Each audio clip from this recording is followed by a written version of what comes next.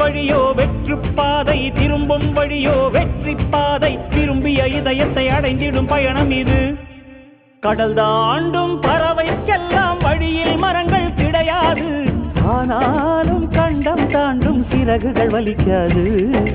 மலையேறும் எறும்பின் கால்கள் வெயிலை மிதித்து உடையாது, மனதோடு காதல் வந்தால் மனிதா தடையேது.